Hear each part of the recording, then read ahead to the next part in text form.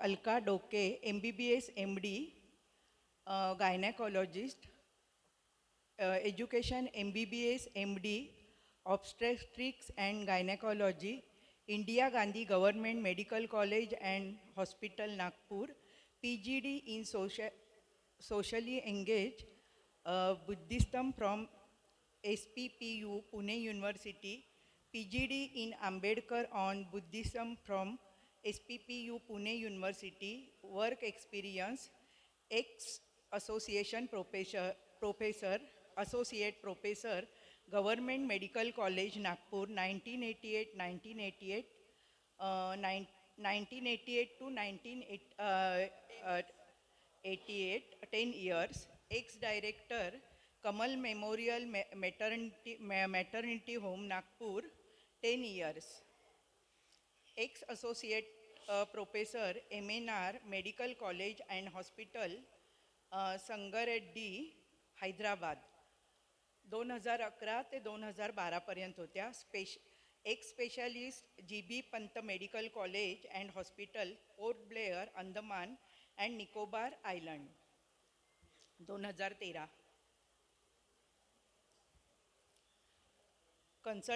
Consultant at Doctors Polyclinic, Worli, Mumbai, 2015 till date, Gynac consultation at Runwal, Erin, Thane West.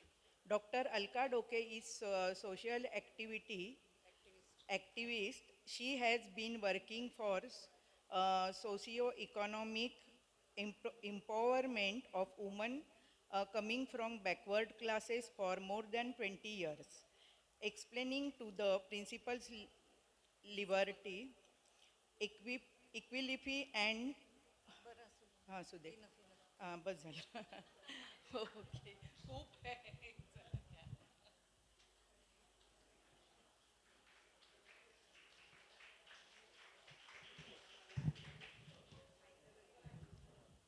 नमस्कार. जागतिक महिला दिनाच्या सर्वांना शुभेच्छा. It is a great honor for me to be here today on the occasion of International Women's Day.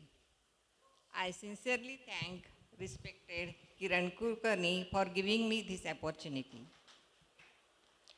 The esteemed guest, Dr. Rijuta, and singer and music Visharad, MS Shruti Patwardhan, renowned actress Meghna Sane, Mr. Kulkarni, other esteemed guests, and brothers and sisters of Pensioners Welfare Association. खरं बघता आजचा हा गाण्यांचा आणि एक पात्री नाटकाचा कार्यक्रम अनेक वर्षानंतर मी ऐकत आहे.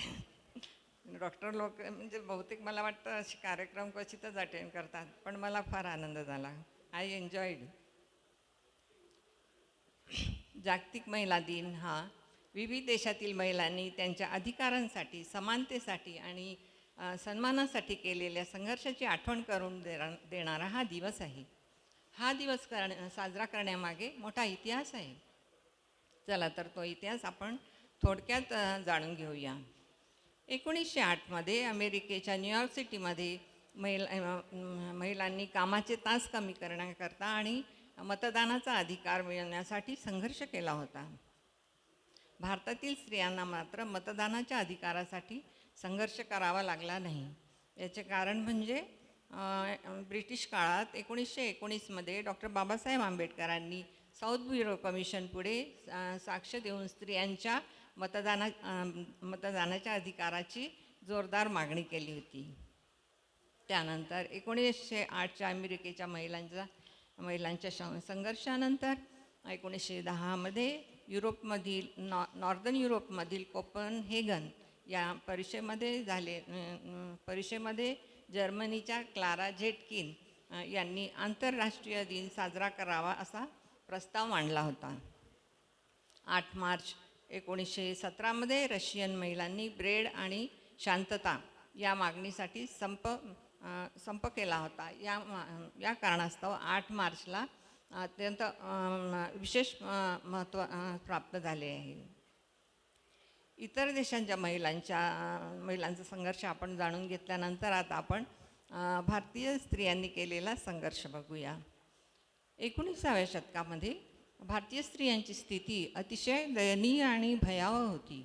वर्णव्यवस्थेमुळे, शिक्षणाच्या बंदीमुळे तसेच पुरुषप्रधान संस्कृतीमुळे त्यांना स्वातंत्र्य आणि समतेची लढाई टप्प्याटप्प्याने करावी लागली.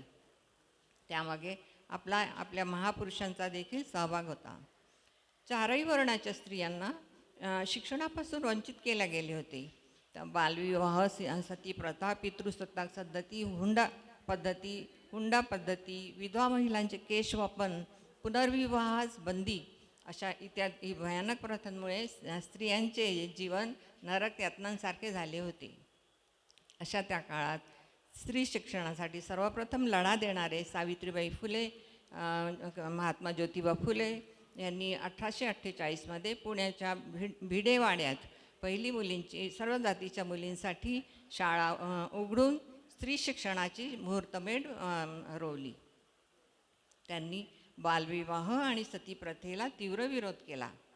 त्यानंतर 1829मध्ये राजा राममोहन राय यांनी सतीप्रथा बंदीसाठी, तसेच 1856मध्ये ईश्वरचंद विद्यासागर यांनी विधवा पुनर्विवाहासाठी कायद्याने लढा दिला.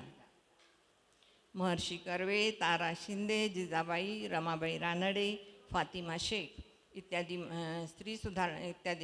स्त्री सुधारणेसाठी आणि शिक्षणासाठी मोठे योगदान दिले. त्यानंतरच्या काळात भारतीय स्त्रियांच्या हक्कांसाठी लढणारे भारतीय घटनेचे शिल्पकार डॉक्टर बाबासाहेब आंबेडकर यांना स्त्रियांच्या समस्यांची तीव्र जाणीव होती. तथागत गौतम बुद्धांप्रमाणे डॉक्टर बाबासाहेब आंबेडकर देखील स्त्री पुरुष समतेचे पुरस्कर्ते होते. He stated that I measure the progress of a community by the degree of progress which women have achieved. म्हणजे डॉक्टर बाबासाहेब म्हणाले होते, एखाद्या समाजाची प्रगती मी त्या समाजातील स्त्रियांच्या प्रगतीवरून मोजतो. ही त्यांची भूमिका स्त्री पुरुष समानतेबाबत किती ठाम होती हे दर्शवते. डॉक्टर बाबासाहेब आंबेडकरांनी सर्वप्रथम स्त्रियांच्या शिक्षणावर भर दिला. त्यांच्या मते शिक्षण हे स्त्रीच्या स्वातंत्र्याचे आणि सशक्तीकरणाचे प्रमुख साधन आहे. पुढे 1950मध्ये त्यांनी औरंगाबाद येथे मिलिंद महाविद्यालयाची स्थापना करून मुलींना देखील प्रवेश दिला. डॉक्टर बाबासाहेब आंबेडकर 1942 ते 1946 या काळात ब्रिटिश शासनामध्ये लेबर मिनिस्टर म्हणजे कामगार मंत्री होते. त्यावेळेस त्यांनी कामगार महिलांसाठी अनेक तरतुदी केल्या होत्या, जशा की गरोदर महिला कामगारांना प्रसूतीपूर्व आणि प्रसूती पश्चात रजा व वेतन मिळवून देणे. आपण आता मॅटर्निटी लिव्ह जी एन्जॉय करतो ती बाबासाहेबांनी केलेल्या तरतुदींमुळेच. त्यानंतर समान कामासाठी समान वेतन हे तत्त्व लागू करून स्त्री पुरुष वेतन भेद नष्ट केला. म्हणजे महिलांना कमी वेतन दिले जायचे आणि पुरुषांना जास्त. त्यानंतर महिला कामगारांसाठी कामाचे तास 12 तासावरून 8 तास केले. महिलांना जास्त काम द्यायचे आणि पुरुषांना कमी, म्हणून त्यांनी ते 12 तासांवरून 8 तासावर आणले. महिलांच्या आरोग्याचा विचार करून महिलांना कुटुंब नियोजनाच्या सोयी उपलब्ध करून देण्याची त्यांनी शिफारस केली. त्यानंतर डॉक्टर बाबासाहेब आंबेडकर स्वतंत्र भारताचे पहिले कायदेमंत्री असताना त्यांनी 24 फेब्रुवारी 1950 रोजी स्त्रियांच्या हक्कांसाठी, स्वातंत्र्य आणि समतेसाठी ऐतिहासिक कोड बिल संसदेत मांडले. या विधेयकामध्ये स्त्रियांना वडिलांच्या संपत्तीवर हक्क, वारसा हक्क, घटस्फोटाचा अधिकार आणि पुनर्विवाहाचा अधिकार मिळवून देण्याचा त्यांचा मानस होता. परंतु हिंदू कोड बिलाला समाजातून मोठा विरोध झाला. एवढेच काय, स्त्रियांच्या हक्काकरिता बनवलेल्या या हिंदू कोड बिलाला स्त्रियांनी देखील विरोध केला. या कारणास्तव तत्कालीन पंतप्रधान पंडित जवाहरलाल नेहरू हे संसदेमध्ये हिंदू कोड बिल पास करू शकले नाही. परंतु बाबासाहेबांनी स्त्रियांच्या न्यायासाठी तडजोड केली नाही आणि 27 सप्टेंबर 1951मध्ये आपल्या मंत्रिपदाचा त्यांनी त्याग केला. खेदाची गोष्ट म्हणजे स्त्रियांच्या स्वातंत्र्य आणि समतेसाठी लढणाऱ्या या महापुरुषाच्या कार्याची जाणीव भारतीय स्त्रियांना अजून देखील झालेली नाही.